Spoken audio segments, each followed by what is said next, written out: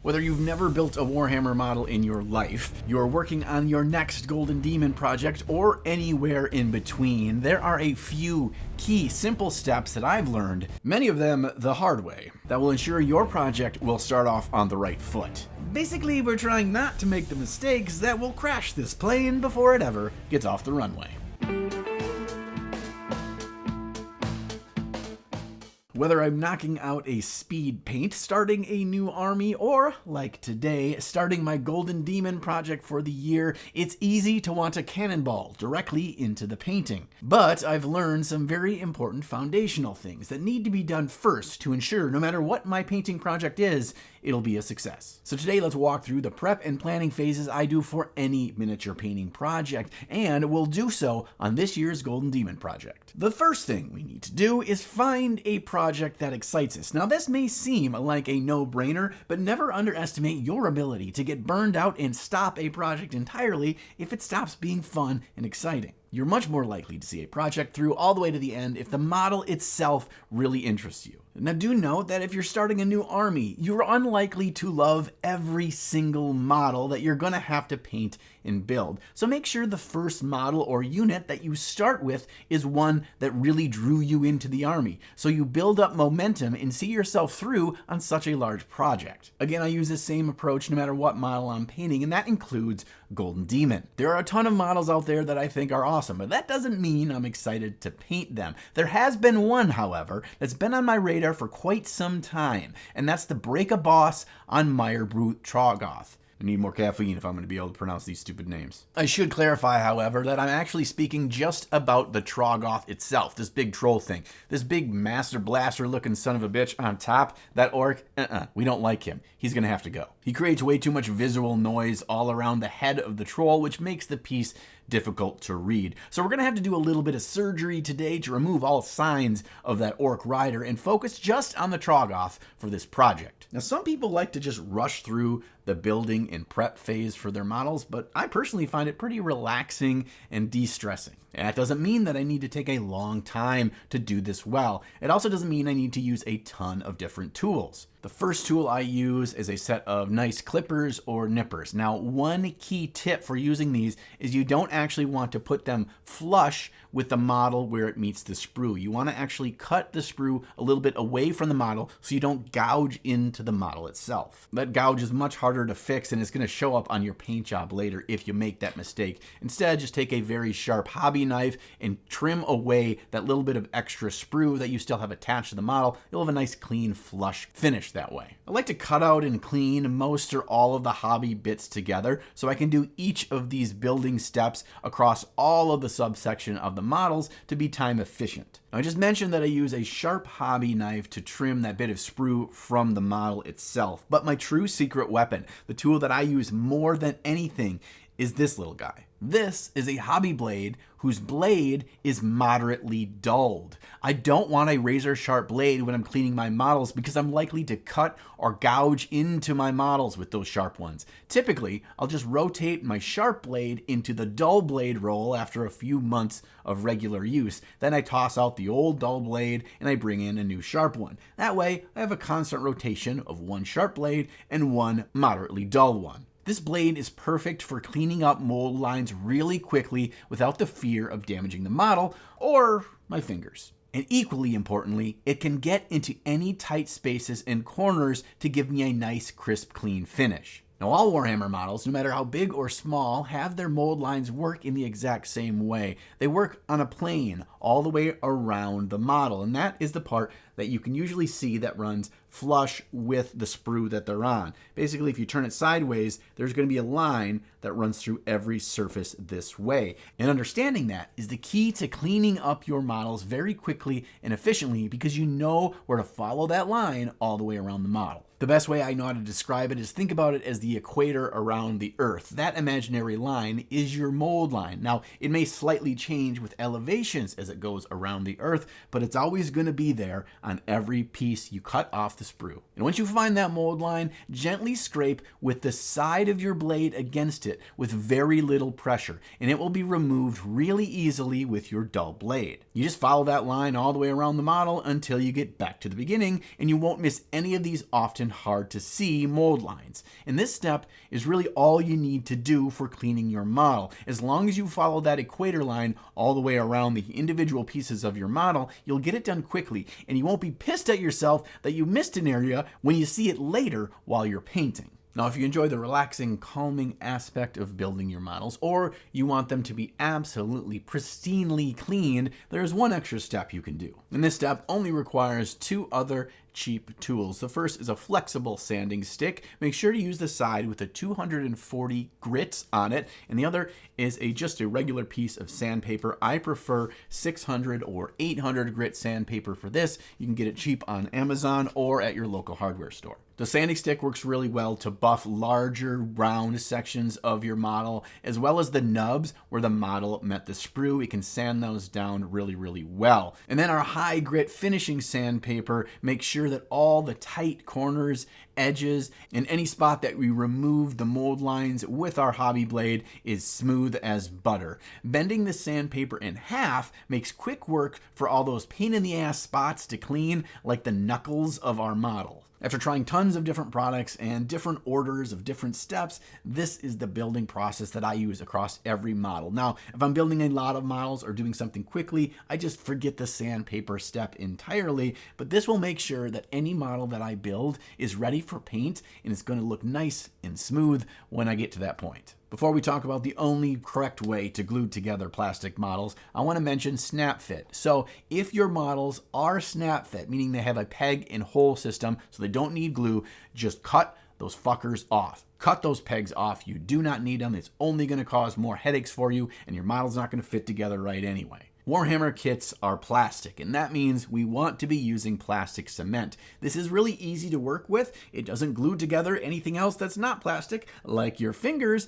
and it melds the plastic together into one fused piece. Now, I use a two-step process for gluing every one of my Warhammer models. It takes a little bit of getting used to, but it's not difficult at all, and you'll get the hang of it. The first thing I use is something called sprue goo. Now, this is something you can make yourself at home. All you do is buy a container of plastic cement. You throw in little cut up bits of sprue from the models that you bought in there until it fills up to the line of the glue. Let that sit for a day or two and it will turn into a plastic sludge. You can then use this sludge to glue your models together and create a seamless bond so you never knew that there was lines there where the pieces met. Whenever I'm buying plastic cement, I buy two bottles, one that I use for sprue goo and one that I use for plastic cement. And I always buy the kind that has this cool little brush in here because that will make our job so much easier to apply it for the models. Today's video is brought to us by Fantic, creators of high quality tools that just happen to have some really, really good uses in the miniature hobby. There's a bunch of tools that I've been testing out and I've really enjoyed, like this hand vacuum for cleaning up my hobby space and taking care of all the bits that seem to fly all over the place. Because after cleaning my hobby area, I can simply pour out all the bits that I vacuumed up and I don't lose them like I usually do. But as much as I'd love to talk to you about the uses for these tools in our hobby, there is one thing I cannot avoid today, and that is because my new favorite hobby tool, one that I use in just about every single miniature project, the F2 Master Rotary Tool, has a sale going on that is so ridiculous that we gotta discuss it. I'm using this thing on today's project and we'll be using it even more as I build out the base for this Golden Demon piece. Whether it's for basing, building, kit bashing, barrel drilling, and 100 other hobby uses, this all-in-one tool has helped me out so much that I keep it charging right beside my hobby desk at all times. All right, let's discuss this sale. If you use my Amazon link below for the F2 Master Rotary Tool, you will get this plus its 32 attachment bits. And as a side note, it uses all third-party rotary tool bits like a dream for 46% off. Yeah, no joke. The sale they've got going on right now stacks with the Ninja viewer discount. So if you use that link below and just get it right on Amazon, you get this thing for almost 50% off. Honestly, if you don't own one of these things yet, please do yourself a favor and pick one up for you over a hobbyist that you know, because trust me, you're gonna thank me later. You want your sprue goo to be thick enough that it doesn't run everywhere like water, but not so thick that it's hard to control and super stringy like spider webs. Once you press your 2 parts together, you'll get some of the glue to squeeze out between the pieces you've just glued. Here's where you need to act a little bit quickly and then take your pure plastic cement and run this back and forth with the brush over those areas to water down that squeezed out sprue goo and melt it away so that there's none of it showing. The good news is this goo does reactivate with the plastic cement for at least a few minutes, so don't stress out about being lightning fast for this step, but trust me, this works like magic. Never again will you ever be able to tell that this model was multiple pieces to begin with. Those are really the only steps you need to do to get well-built Warhammer models. I've tried all sorts of different products, all sorts of different steps to achieve the same goal, and these are the great combination of efficient and really good final quality, and so that's what I'm going to be sticking with probably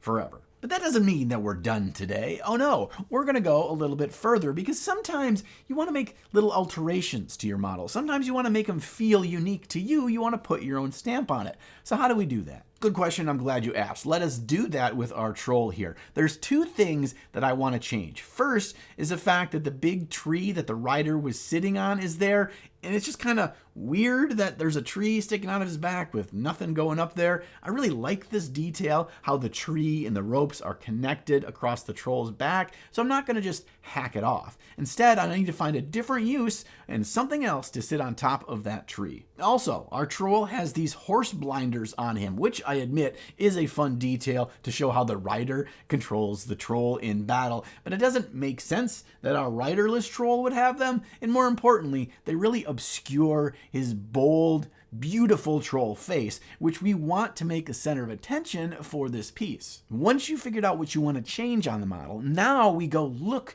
within our other kits and our pile of bits to find a good fit. I find that this works best, and now I can look through that lens of what might be cool, and I can look at bits in an entirely different way. For our troll here, I thought maybe a banner hanging from his back would be a cool idea, but I didn't want something that would go super tall and above his head. That would be too attention grabbing and again obscure from his face. I also have the secret beginnings of a plan for the scene I'm creating for this Golden Demon piece that we're going to get to by the end of this video, but we need the area above his head to be clear of extraneous details for that idea to work. While looking through all of my Mega Gargant bits, I found a gnarly beast skull, which is about the same size as my troll's head. Which got me thinking, what if this troll had the grand idea of putting this skull between his shoulder blades on his back, so when he was in battle, his opponents wouldn't know if they were facing him or facing away from him,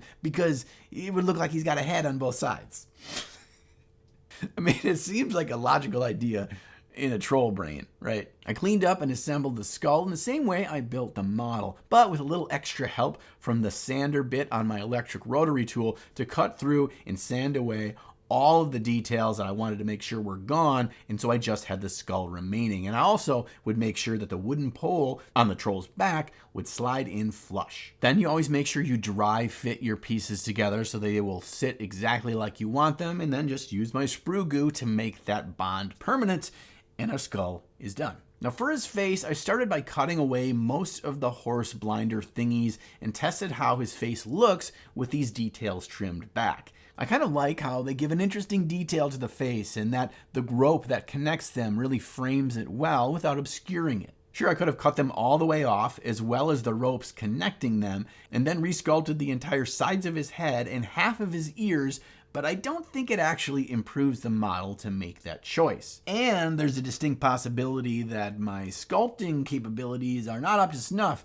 to craft to scale troll earlobes. Now, if you're building your models for gaming, now is when you'd start to focus on the basing aspect, but I've got a monkey wrench to throw your way for this project. You see, I'm creating a duel scene here, so we're gonna need an opponent for our troll. And really, discovering this Severith model was the key detail that pulled this whole project together in my head. I could envision this flying fox leaping over the shoulder of the troll, catching him by surprise, and just then we captured the moment of this duel. This model adds so much drama and action to the scene that I just love it. Also, its pose solves one of the biggest issues I have with most duel scenes, and that is, if two characters are facing each other to fight, well, That means there's not a really good angle to see both of them the way you want to in a typical duel situation. In our scene, we're going to have the big troll in front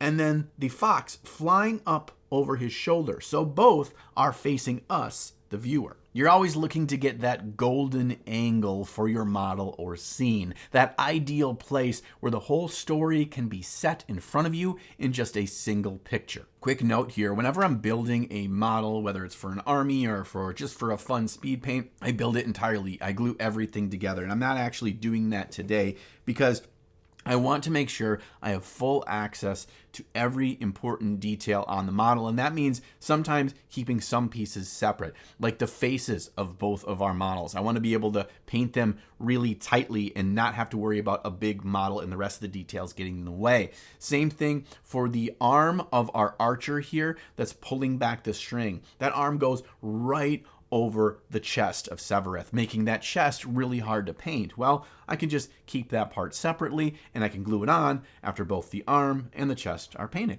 Yeah, outside of Golden Demon, I basically never paint in sub-assemblies, so don't worry about that unless you're doing a really try-hard project. I just want to get the model painted and put it on my desk or put it on the gaming table. Now that the models are mostly built, I can start blue tacking them down on the base to determine the composition and the basing that I want to do. And this is a good idea to do even if you're painting a single model or starting the basing scheme for an army. If you just jump right into gluing everything down, you kind of lose the opportunity to really make a little bit more drama with your basing, with height elevation changes. There's tons of fun things you can do that you don't want to jump too quickly into gluing before you start to mess with stuff. Our fox will be flying in from the top right of our scene with the troll in the foreground. We need to balance out the composition with some raised detail on the left, ideally creating some height and interest in the ground of the environment and drawing the eye in a circle around the entire piece. Once I've play fought with my models on my base for a while, I take the ideas that start forming in my head and I sketch them down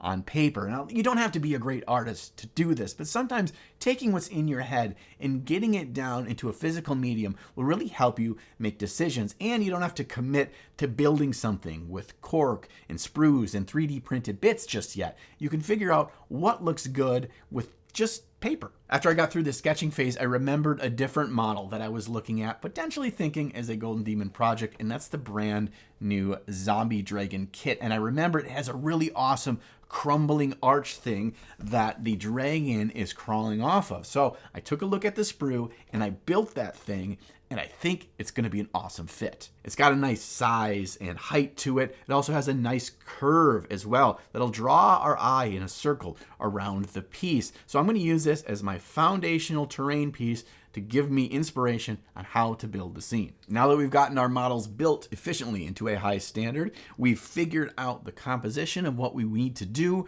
we can then go into basing. But that is a story for another day. And maybe that's a fundamentals video, much like this one and one I did recently, that you find value in. I'm really liking breaking down the key things that equal success, that no matter where we are on our Warhammer journey, we can take away and feel confident that each step of the painting, building, and gaming process can be done efficiently. So yeah, if you like these videos and you want one on basing with this Golden Demon project as our study case, please let me know down in the comments. I am more than willing to do that, and we can have a lot of fun base building and maybe some other cool stuff with this project. But for now, I have my models built, I have ideas marinating on the scene, and I'm super pumped to keep cracking on this project. And I think you'll find the same. Once you get some models built and some ideas rolling around in your head for cool basing and scenes, you'll want to keep going and you'll want